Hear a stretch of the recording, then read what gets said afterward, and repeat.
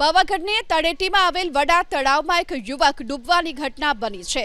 આ યુવકનો પગ લપસ્યો હતો અને તેના કારણે તે તળાવમાં ખાબક્યો। 20 વર્ષીય વિપુલ રાઠવા નામનો યુવક તળાવમાં ડૂબ્યો હોવાની વિગતો મળી છે, જેને લઈ ફાયર વિભાગની ટીમ ઘટના સ્થળ પર પહોંચી હતી અને આ ડૂબેલા યુવકની શોધખોળ શરૂ કરવામાં આવી છે।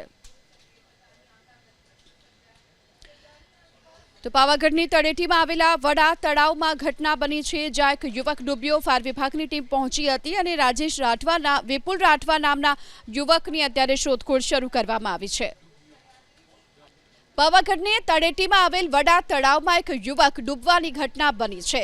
આ યુવકનો પગ લપસ્યો હતો અને તેના કારણે તે તળાવમાં ખાબક્યો। 20 વર્ષીય વિપુલ રાઠવા નામનો યુવક તળાવમાં ડૂબ્યો હોવાની વિગતો મળી છે, જેને લઈ ફાયર વિભાગની ટીમ ઘટના સ્થળ પર પહોંચી હતી અને આ ડૂબેલા યુવકની શોધખોળ શરૂ કરવામાં આવી છે।